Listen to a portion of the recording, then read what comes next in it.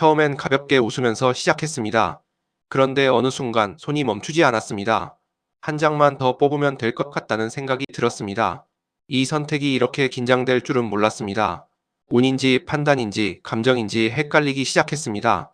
왜 30대 여성들이 이 게임에 이렇게 몰입하는지 오늘 영상에서 그 이유를 차분하게 풀어보겠습니다. 이런 심리 게임 이야기가 도움이 되셨다면 지금 구독과 좋아요를 눌러두시기 바랍니다. 다음 영상에서도 일상 속 선택과 감정을 읽어드리겠습니다. 이 게임을 처음 접했을 때 가장 먼저 떠오른 감정은 긴장과 기대였습니다. 도박을 즐기지 않는 사람이라도 블랙잭 특유의 계산과 운의 균형에서 느껴지는 묘한 쾌감을 알고 있다면 이 게임의 구조는 자연스럽게 이해될 것입니다. 플립칠은 그런 블랙잭의 핵심 감정을 카드게임이라는 형식으로 아주 간결하게 옮겨온 작품입니다. 상대는 카지노가 아니라 같은 테이블에 앉은 사람들입니다. 돈이 오가지 않기 때문에 부담은 줄어들지만 대신 감정의 진폭은 더 커집니다.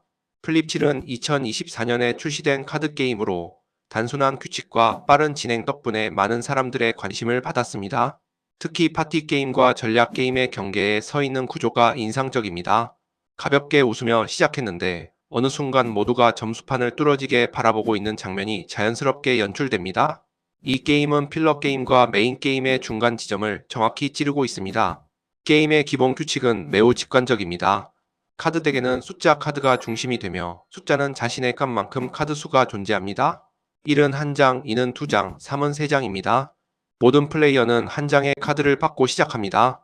이후 차례가 돌아오면 카드를 더 받을지 아니면 멈출지를 선택합니다. 멈춘 순간 그 라운드의 점수는 확정됩니다.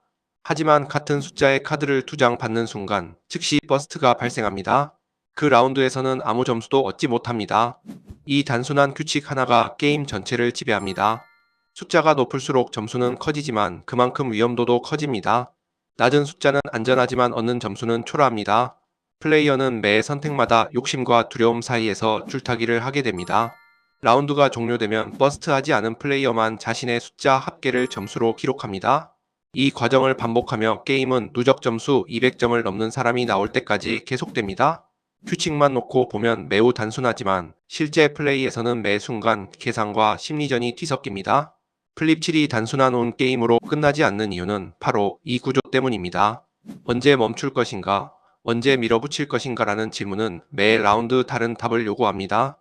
특히 상대의 점수 상황을 인식하기 시작하는 순간 게임은 완전히 다른 얼굴을 드러냅니다. 지금 멈추면 안전하지만 그 점수로는 선두를 따라잡을 수 없다는 사실을 깨닫는 순간 손은 다시 덱으로 향합니다. 플립칠이 단순한 숫자 카드 게임을 넘어서는 지점은 바로 특수 카드의 존재입니다. 이 카드들은 게임의 흐름을 예측 불가능하게 만들고 테이블 위의 감정을 급격히 끌어올립니다. 기본 규칙만으로도 충분히 긴장감이 형성되지만 특수 카드가 등장하는 순간 이 게임은 본격적인 상호작용 게임으로 변모합니다. 가장 먼저 등장하는 것은 보너스 점수 카드입니다. 이 카드는 라운드가 끝났을 때 추가 점수를 제공하지만 중요한 차이점이 있습니다. 숫자 카드와 달리 중복으로 받아도 버스트를 유발하지 않습니다. 즉, 위험 없이 욕심을 부추기는 카드입니다. 이미 안정적인 숫자를 확보한 플레이어에게는 달콤한 유혹이 되고 한계 상황에 몰린 플레이어에게는 마지막 희망처럼 느껴집니다. 하지만 플립7의 진짜 얼굴은 능력 카드에서 드러납니다. 이 카드들은 즉시 효과를 발동하며 반드시 누군가를 대상으로 사용해야 합니다. 가장 대표적인 효과는 프리즈입니다. 프리즈는 특정 플레이어를 즉시 멈추게 만들고 그 라운드에서 더 이상 카드를 받을 수 없게 합니다. 점수는 확정되지만 성장 가능성은 차단됩니다. 이 카드는 선두를 달리고 있는 플레이어에게 자주 사용되며 집단 견제의 상징처럼 작동합니다. 드로 3카드는 이름 그대로 3장의 카드를 강제로 뽑게 합니다. 이 효과는 단순하지만 매우 잔인합니다. 이미 위험한 숫자를 들고 있는 플레이어에게 사용되면 사실상 버스트를 기대하는 선언과도 같습니다. 테이블 위에서는 누군가의 실패를 기다리는 묘한 연대감이 형성되고 그 결과에 따라 환호나 탄식이 동시에 터져나옵니다. 세컨드 찬스 카드는 이 게임에서 가장 미묘한 감정을 만들어냅니다. 버스트가 발생했을 때 이를 무효화해주는 카드로 대부분은 자신을 위해 사용합니다. 그러나 이미 이 카드를 보유한 상태에서 또 하나를 받게 되면 다른 플레이어에게 넘겨야 합니다.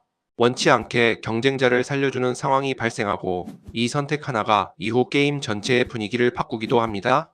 여기에 플립7이라는 게임 제목의 핵심이 되는 조건이 존재합니다. 서로 다른 숫자 카드 7장을 모으는데 성공하면 즉시 라운드가 종료됩니다. 이 경우 모든 플레이어가 점수를 얻고 해당 플레이어는 추가 점수를 획득합니다. 이 조건은 게임당 한 번만 발생할 수 있으며 대부분의 플레이어는 이를 노리다 실패합니다. 욕심이 과해지는 순간 가장 큰 보상이 가장 큰 페널티로 바뀝니다. 이러한 특수 카드와 조건들은 단순한 확률 게임을 감정이 오가는 심리전으로 전환시킵니다. 누구를 견제할 것인지, 언제 공격할 것인지, 그리고 언제 위험을 감수할 것인지는 더 이상 개인의 선택만이 아닙니다. 테이블 전체의 흐름과 점수 상황이 모든 결정을 압박합니다. 플립 7이 강하게 기억에 남는 이유는 단순히 운이 좋거나 나빠서가 아닙니다. 이 게임은 점수가 쌓일수록 플레이어의 태도를 강제로 바꾸는 구조를 가지고 있습니다. 초반에는 모두가 조심스럽게 카드를 멈추지만 점수가 벌어지기 시작하면 같은 선택이 더 이상 안전하지 않게 느껴집니다. 이 순간부터 플립 7은 진짜 얼굴을 드러냅니다. 누군가가 큰 점수 차로 앞서 나가기 시작하면 뒤처진 플레이어는 선택지가 줄어듭니다. 안전하게 멈추는 플레이는 패배를 연장하는 선택이 됩니다. 결국 위험을 감수할 수밖에 없고 이 과정에서 무리한 선택과 극적인 실패가 연속해서 발생합니다. 플립 7은 플레이어 스스로를 몰아붙이도록 설계된 게임입니다. 이 압박감은 단순한 확률 계산을 넘어섭니다. 지금 이 선택이 나에게 어떤 점수를 주는지가 아니라 이 선택이 판 전체를 어떻게 흔드는지가 중요해집니다. 선두를 견제하기 위한 프리즈와 드로 3의 사용은 자연스럽게 집단 행동으로 이어지고 게임은 개인 대 개인의 싸움에서 테이블 대 테이블의 구도로 확장됩니다. 플레이 인원수가 늘어날수록 이러한 특징은 더욱 강해집니다. 특히 5명 이상이 모였을 때 플립7은 가장 활발한 모습을 보입니다. 누군가는 공격을 당하고 누군가는 그 틈을 이용해 점수를 쌓습니다. 웃음과 탄식이 동시에 터져 나오는 이유는 모든 선택이 공개적으로 평가받기 때문입니다. 물론 완벽한 게임은 아닙니다.